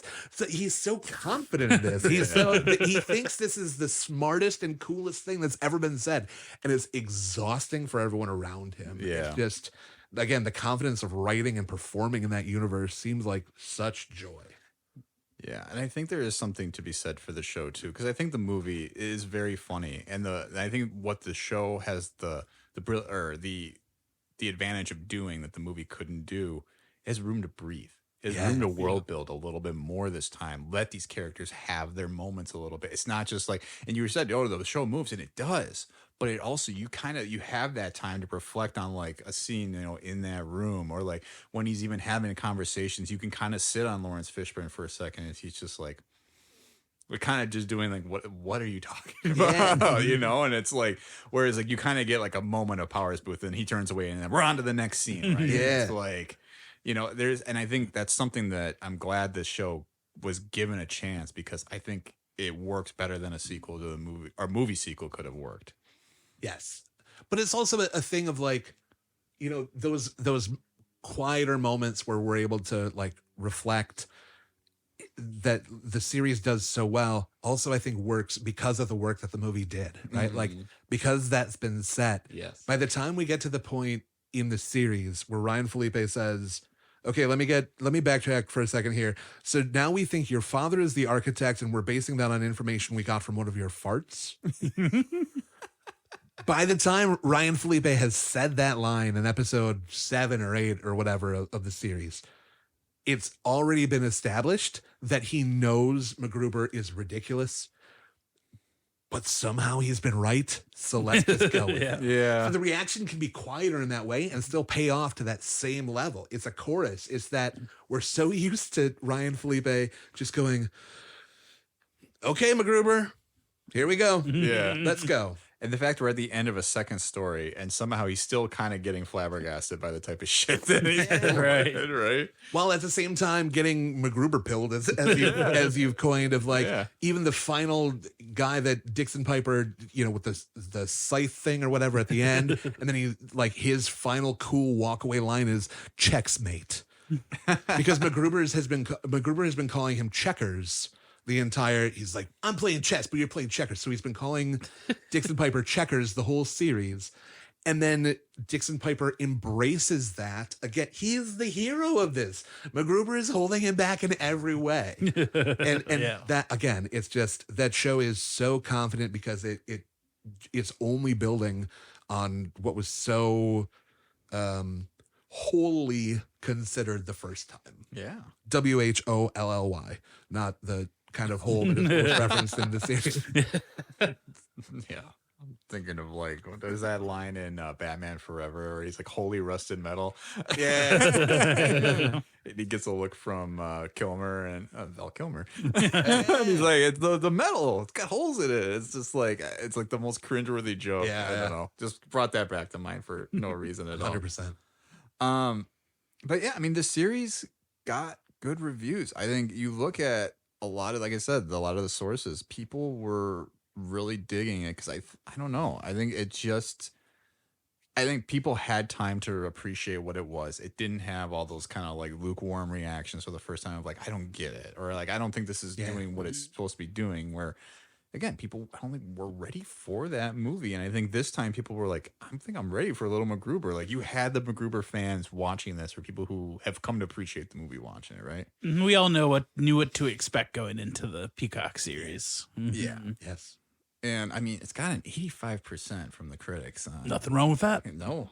That, if I got 85% on anything in my life, I'd be happy. Yeah. For sure. That's B territory. Yeah, absolutely. Well, I think it's pretty good. I mean, we definitely live in an era now, though, where people are kind of subservient to like, what am I going to spend my time in? Because there are so many shows, there's so many movies to do. It's like, it almost like it's a testament to it that it was able to still find such a big audience and get such big, well-regarded reviews, especially after I think people would have been like, well, why did the movie not be good? It's like, because you haven't seen it yet, you know? Yeah, it's in the sweet spot for TV runtime right now for me. I love a 35-minute show. Yeah. You know, like, you know, not quite a 20, not quite a 60, just like sure. that little like beefy half hour. I like that a lot. I'll say an issue that I had both watching and rewatching the show and everything on Peacock, by the way. This is just a note about Peacock. I don't like Peacock because it doesn't have the option to not autoplay the next episode. Right. Oh, yeah. And I'm very much the person that the Are You Still Watching was invented for, because I'm, horizontal on my couch, really, really enjoying it. And I will be full laughter 1 second and dead asleep the next second. And so, going back and then having to be like, I don't remember if I watched this episode and like this looks familiar or whatever. So that's been my only gripe with MacGruber was the viewing experience on the app. Mm-hmm. But agreed about like the length of the episodes, it's digestible in that way. Agreed about the fact that digestible as well. Like the content has settled in a way where I think the public knew what they were getting into. Mm-hmm. We're all on the same page going in, so we can be enjoying it at the same rate, and not some of us are catching up and some of us are finding it later. Yeah. And I think we're in a culture now, though, too, 14 years after the movie, where people are going to go find what they want to watch, right? It's like, if you don't want to watch this, or even critics are even just like, you know what? It didn't look up my alley. There's other critics who can review this. And the people who are like, oh, I love MacGruber, I'm going to watch the show, and they're going to watch it. Whereas like you have a movie that obviously has an audience, it's supposed to be for everybody, right? And it's like, I don't know that MacGruber is for everybody. I think there's a fine line, because it is a little dude broy in some places.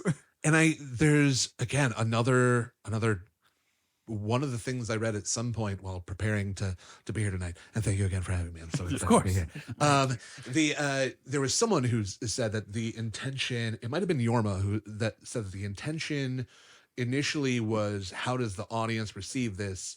But the success they found was in being like, the audience will figure it out. We need to just do what's going to be right for us and for the characters. Yes. And there's some level of, and I think this could potentially, not that I'm trying to give you the segue, but this could potentially lead into talking about what the future of the franchise would hold. I think that I always want to put the trust in the artist. I never want to put the trust in the people that have the money. I never want to put the trust in, I love audiences. I'm grateful to the ones that come to the shows that I'm a part of. Mm-hmm. I'm happy to be in one when I'm in one at a cool thing. And also, as an audience member, I want the artist to trust in themselves over how I'm going to react to it, because that's when I feel like the work is the best. Yeah. And I think that's what they did, even drilling down into this infinitely goofy character and world that they built. Fully agreed. Yeah. And I think it's exactly as you said before, too. They were so confident in what they were doing, and everything that's MacGruber has been completely true to itself. Yes. For whether it's your cup of tea or not. Yeah. It is what it is, and it's not apologizing for what it is, and it shouldn't. That's how you get great art. Even if it's biting on its own continuity. It doesn't make sense. Like, who's your father now? It doesn't matter. It doesn't. It doesn't matter. Because the characters are still so strongly rooted in who they are that even those important pieces don't matter. Yeah. So let's talk about some coulda, woulda, shoulda possibilities here. I guess, where would you guys see the series going next? And are there things that you maybe wished they had an opportunity to do, maybe during the movie or during the show or whatever else? I'd like to go last, if that's okay. Okay. Sure, I'll go first. Mine's bad. No, it's Let's go. no. It'd probably ruin MacGruber. It would ruin another franchise, but you know, it's an SNL property. You know, we've got this guy who's working on these, you know, big terrorist crimes happening in the United States, but you know, there could be some sort of cooperative, you know, task force between the United States and Great Britain. What maybe MacGruber has to call on a certain international man of mystery to help him handle things, and he brings in Austin Powers. Now, let me put in the caveat. Mike Myers goes nowhere near the script. Tacoma and the SNL people get Kristen Wiig and her writing partner in it. Get them together. Have them write it. Mike Myers can be in it. He can't be in it more than 30% of the movie. This is an ingredient. I love Mike Myers. Agree 100%. Keep going. Yes, we all love Mike Myers here. But this is the thing. I think it could be good in the right hands, but in the wrong hands, it could just ruin two franchises. Yeah. But that's what I was thinking. Bring them back. Did it. What would be fun in that regard? I think it would be great to have like a crossover episode, and I think that would be like he has to go to the UK or whatever, and like you have Austin Powers like kind of being like his the guy he has to partner up with for like one episode, right? Kind of like I'm even thinking like the Mandalorian, and no spoilers there, but it's like, you know, he goes to like one planet and he like, runs into Ahsoka, right? And there's like a little like buddy cop thing with them for this one episode, and then, you know, it's stuff like that I think it could be fun to kind of see the universe grow. Like one of the things I've been watching a lot recently, I'm watching like a lot of Hulu shows, and I mean Hulu is making a lot of great content. I'm just gonna throw that out there. I'm going to talk a lot about that coming up in a couple episodes of, say, the franchise from now. But there is something about the first season of these shows, and it made me think a lot about the MacGruber TV shows I've been watching these, because they're very self-contained. They're very much establishing the world a little bit and kind of establishing it. And then you get to like season 2 of these shows, and suddenly they pepper in a lot more like cameos, because they're getting people outside who are fans of these properties watching these shows, and they want to drop in. They're like, I love your show. I just one episode, you know, I want to come in and, you know, just do something. And I think that could be exactly the future of what MacGruber season 2 could be. Is here are some cameos of people coming in, like a Mike Myers, or of like, you do get maybe like Maya Rudolph, like her twin sister, because for some stupid reason, right? Get her back in the fold. And I think there's just a lot of potential too to grow on it and keep spoofing on like different things. Like, okay, we've done like the action movie, we've done the action TV show like 24 or whatever. It would be kind of fun to do the same plot element of 24. And he's like it cuts back to the countdown thing of like, you have 24 hours and it's 24 real hours, you know, or it's like, I don't know, you know what I mean? Like, I'd love to see Kiefer and a MacGruber, to be honest. He'd be a good villain of I like think that he would. Val Kilmer, Billy Zane mold. Mm-hmm. I like They're that. incredible ideas. Yeah. I mean, yeah. Are they listening to us? Yorma, if you're out there, Will Forte, we got the thoughts. Just come to us. I'll help fund it. I have $6. $6. But John, you're the passionate MacGruber fan. What are your ideas here? I gotta say I wanna say Will Forte had one time mentioned wanting to do a cartoon version of it. Oh, wow. Which I love the idea of. Yeah. I'm going to evolve that a little bit based on having also listened to the episode of this show that you did with the wonderful Mia talking about Rankin and Bass. Mm-hmm. I'd love to see a claymation version of MacGruber. Oh, I love it. And A I holiday love it. special? Yeah. You could keep blowing him apart, and then he has to get like reassembled by his team or whatever. I think that'd be another fun way to do it. That kind of blends the lore of like the movie and the sketch in that way. Yeah. And you could even do them as little shorts, you know? So that was an option that I liked a lot. The biggest thing for me is that I would only want to watch it if the creative people are involved. Right. And that being said, what you guys are also talking about, I like the SNL movie crossover idea as well. I like the kind of anthology series as well. But I think that you could do just a whole series on Dixon Piper. And it's just his stuff. And MacGruber as a tangential character who just like Canadian crosses through and blows up any progress that's been done. And then Dixon Piper just has to reassemble his job and still finish the mission before MacGruber comes back in and ruins it in another way. And I think just just like a limited series, give me 3 or 4 45-minute long episodes where MacGruber is in like, make him like the Beetlejuice of Beetlejuice. Yeah. Right? Beetlejuice is in like 15 minutes of the original movie. Right. Make it that. Like, let MacGruber be an entire agent of chaos. Keep it consistent though, of everyone else is doing this. Make it a real action movie. Yeah. And see what happens when MacGruber's hijinks come, tap dancing in from the side when the stakes are really high and everyone's bought in with that legit tension, that hardcore, like, how is Tom Cruise in Maverick gonna get out of this moment? Like, dial it up. Let's go for it. Just to build all that, I think it'd be cool if like MacGruber could become like the Powers Booth role somehow, where like the government agency is for some reason vetting MacGruber as like, okay, we're gonna listen to him, and Ryan Phillippe is the main character who has to like have him as the guy, like, and like, what are you even talking about right now? You know, I have the answer. Just let me do it. I love that. Did we get an episode in the season that was from like his perspective, Dixon Piper or Vicky St. Elmo? No, not really. We got the moments when MacGruber was going around and reuniting, which were initially told from their perspective. Sure. But it's a MacGruber show. Right. But yeah, I mean, I would love even just in a season 2 of like, just give me the perspective of like, here's a day in the life of Dixon Piper and like we're following him. And then you just kind of see what does it look like from somebody else's worldview? Yeah. Because I mean, it does break out of like, not the fourth wall, but you know what I mean? It kind of breaks out of like this MacGruber vision a little bit of like, this is ridiculous. And as long as he's on the screen, you know how ridiculous this is. But I kind of love it as like, it's like the normal guys. I always love those types of episodes in other shows where it's like you're so used to seeing this one protagonist point of view, and then you get somebody else, and it's just like a quieter life. Like nothing's really happening until that person shows up, and everything goes crazy.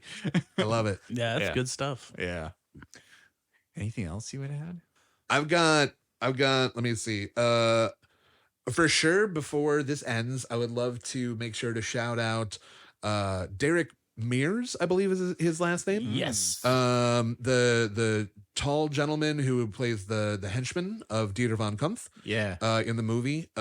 He is a Comedy Sports Los Angeles guy. Oh. So shout out across the Comedy Sports Network. I've never met him, but he seems wonderful. He was also Jason Voorhees in the reboot. Oh yeah. He is a cool guy. Like when he talks about these roles where he's like just the big guy, he talks about it like he's Hamlet, and it's great. Like he just adds so much layering to his, like when he played Jason, like he has great interviews talking about him playing Jason. I love Derek Mears. I saw him say something about like looking into like childhood trauma and stuff like that. Wow. For Jason, incredible.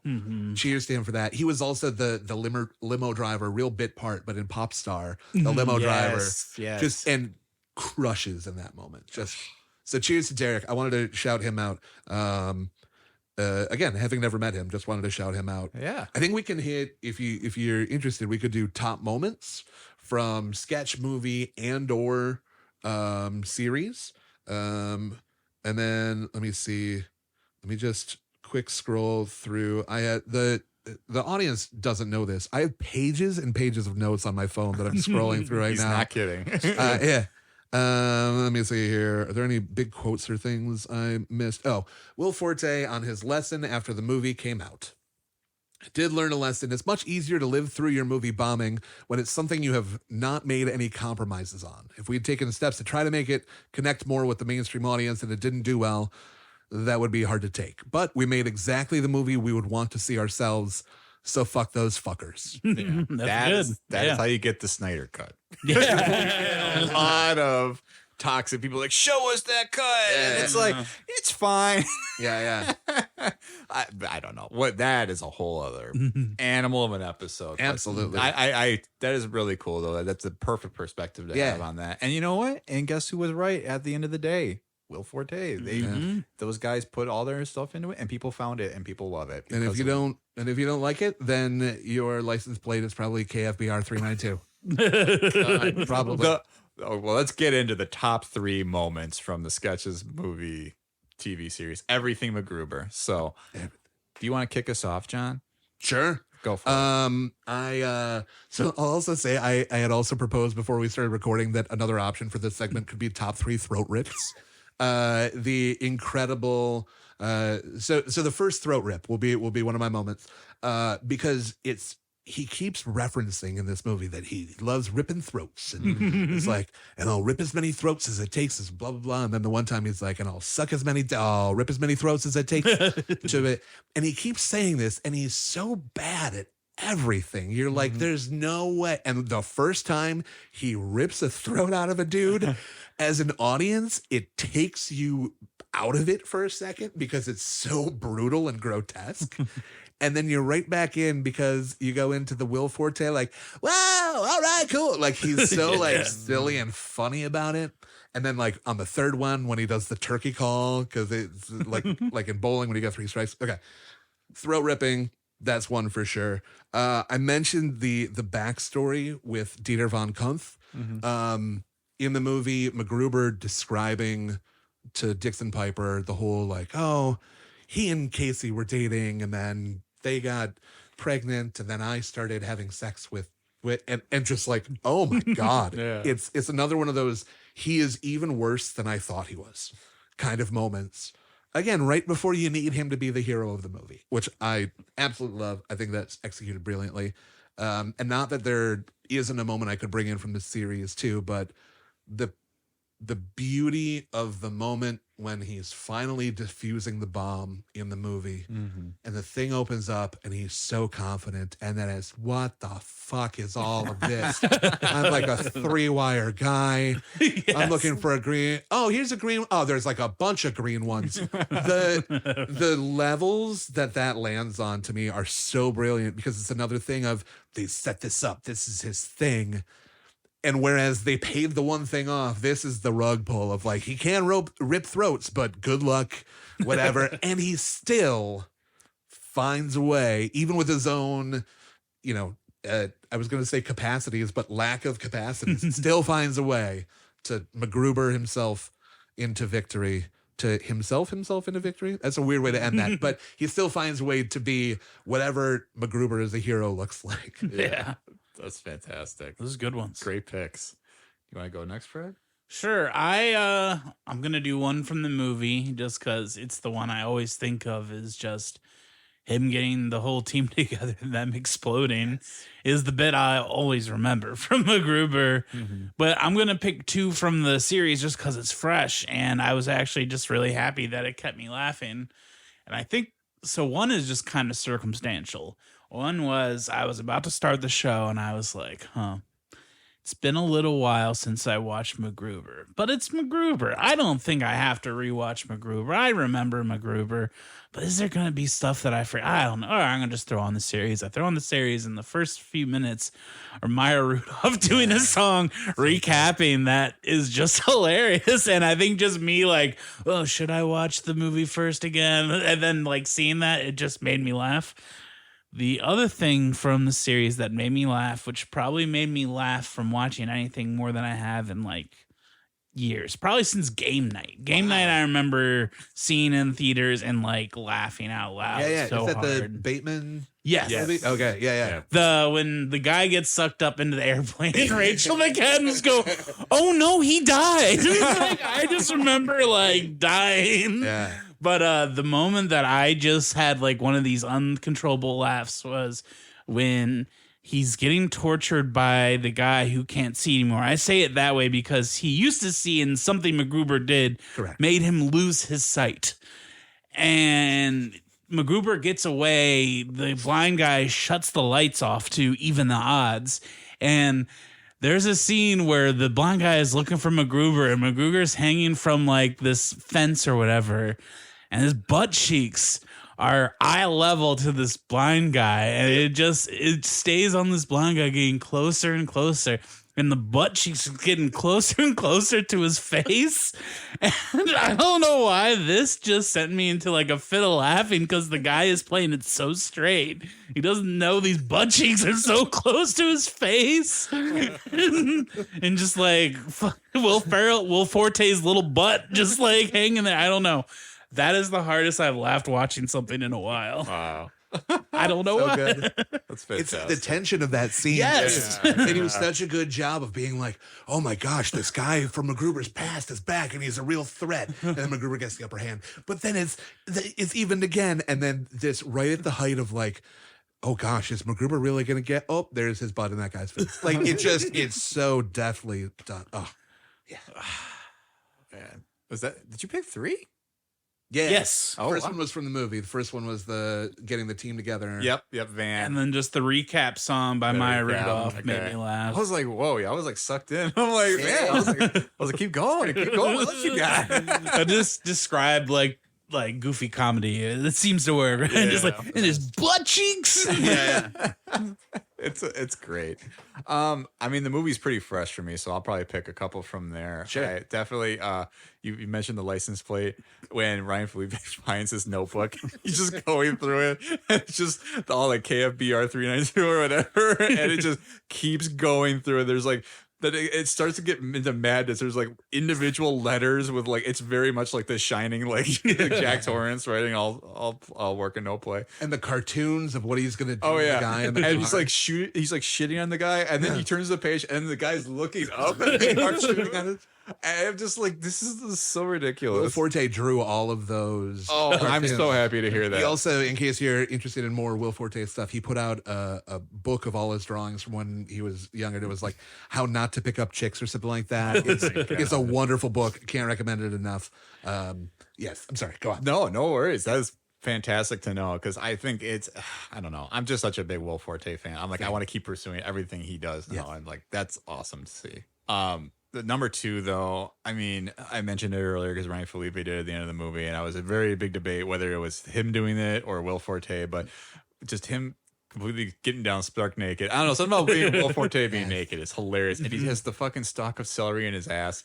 And then the best payoff to that joke is not just the shock of the people looking at it. I'm like, what the hell am I looking at? As Ryan Felipe is like taking people out with it, and but then it's later. They're like, wow, job well done. He takes a bite of this celery, and Vicky said, I was like, oh my God, it's disgusting. He goes, I washed it. Well, and he goes, I washed it, and then he looks at Dixon Piper and does a little like, I didn't wash it. He does like a little like aside to him that makes it even worse. It's so gross. So they shot the celery in Forte's ass scene the day that his mom visited set. Oh no. His mom visited set with 2 of her friends, and he was like, I was trying to get them to come in the afternoon, but it worked better for their plans to come in the morning. So they came in the morning, and he's like, my mom's pretty used to seeing me doing my stuff. But the other 2 women were just aghast. Oh my God. I can't imagine. And agreed though, Felipe or Philippi or what, however I'm mispronouncing his name, committing to that bit as well and going that as an action star, romantic lead, like the dude did some heat, around that time. Yeah. And so for him to go that goofy with it, brilliant. Yeah, it's so funny. I almost picked the scene where he got used as the human shield though too. Yeah. But I'll give a shout out to the sketch because we haven't talked about that yet. Because there are some really funny moments in the sketch, but I mean, there's like a really funny moment too where just an honorable mention where it's just like they're talking about him being a drunk, and it's literally just someone there, like I think it's like Molly Shannon or Maya Rudolph trying to talk to him and be like, you need to defuse his bomb, and he's just hammered on the couch, just like eating a sandwich, and he's just not responding. He's like, oh, it's fine. And then it just ends in an explosion. It's so stupid. But there's this whole little like couple like sketch story of like him and MacGyver is his dad. And he's like, they get into it because he's like, you left me when I was a child and all that. And it like fast forward to like 2040, and he's like on a space shuttle with Kristen Wiig, and he's like sitting there like kind of waxing poetic. He's like, I said some terrible things to my dad once upon a time and told him that I was gonna piss on his ashes and all that, or something to this effect. And Kristen Wiig's just staying in the room with him, and she's like, yeah, she's like, it's so sad. He's like, do you need me to be here for this right now, or do you want to be alone? And it zooms out, and he's sitting on the toilet, and he's just dumping these ashes into the toilet, like taking a dump on them. And he's like, no, I want you to stay. I want you to be here right now. And it was just cracking up because it was like the last thing I expected to see is just him on the crapper. But he has no shame, like as an actor and the character himself too. It's just so funny. Zero fear. The dude like doesn't break. No, okay? Like doesn't break. There are lines that he pulls off all through this lore of MacGruber that no one else could pull off as funny as he does. I'm so appreciative of this whole thing. Seth Meyers said something about like Lauren was a big fan of this, and then people that didn't know any better gave us money, and that's how the best stuff happens. Seth Meyers is 100% correct. Yeah. This is the best. Yeah, it's a funny. It's a funny entity. I mean, It is truly a franchise. I mean, we literally have talked about it in 3 different forms. I mean, it's so exciting to talk about this. I'm glad we got a great conversation about this. I do think this gets us to the end of the episode here, guys. But John, thank you so much again for being here. Before we let you go, is there anything you would like to plug? Sure. Absolutely. I'd like to plug this show. Thank you for having me on it. Yeah. I'm a big fan of the very idea of what this is, the celebration of rad shit. So thank you for having me. I'm a part of the Midnight Show, which is every Saturday night in Milwaukee, 11:59 p.m. It is uncensored improvised comedy. It's $10 cash at 420 South First Street, which is the Comedy Sports building. I'm in. And you can follow us on Instagram at Midnight Show, and that Midnight is spelled MIDNITE. So it's at Midnight Show. I'm also in Voyager Comedy, which is stand up and improv. It's we have some stand ups come through, and then we do improv based on their stand ups. That's super fun. That's on Instagram at Voyager Comedy, and it's the second Tuesday of every month in the Moon Room of Landmark Lanes in Milwaukee. So that's where to find me. I host trivia on the east side of Milwaukee on Sundays at a bar called Vintage every Sunday at 5. Oh, heck yeah. Nice. So that's fun. Come on down. I don't write the questions, but I work for an awesome company called Trivia Mafia. They're based out of the Twin Cities, and it's every week there's fun new stuff that I'm learning, and it's just a good time. Good time to come hang out with friends, whether you know the stuff or you're just learning.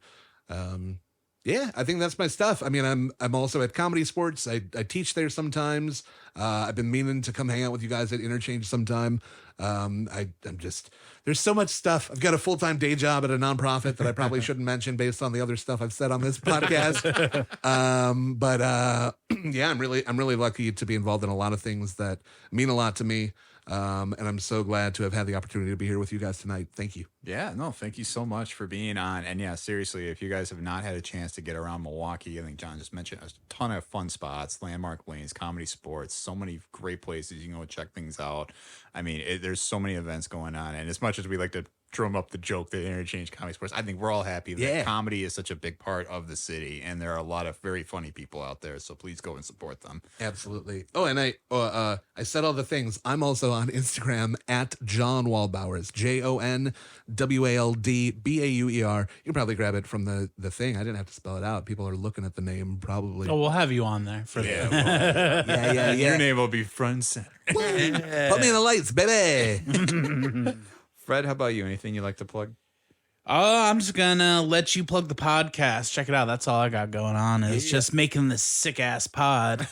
The dopest of pods. The dopest of pods. Man, there's so many nice things being said. I mean, I think Fred and I are just feeling fluttery in our tummies right now. But yeah, you can obviously follow us on Instagram, Twitter, Facebook, Threads. We'll explore some other stuff. YouTube, State of the Franchise with Fred and Tom. You can rate and review us. Please give us 5 stars. Very easy to swipe down. You can leave us a 5-star rating. Honestly, it's very quick, and we love it because it'll get us out there. You can also find our resources in Linktree. We have a donation tip jar. We have links to our socials there too, and our email. You can write us an email at stateofthefranchisepodcast@gmail.com. John, thanks so much for being here again. My pleasure. Really Thank you, was guys. awesome having you. You are a great resource for MacGruber and everything. Let's go. Bring me back. Let's do another one. I think we're going to talk after the pod. We know what we want to bring you back for. Let's go. Yeah. All right. See you guys soon. Yeah. All Thank right. you all for listening, and we'll see you next time. See ya. Is charge my phone and drive listening to you. And what they taught you about will always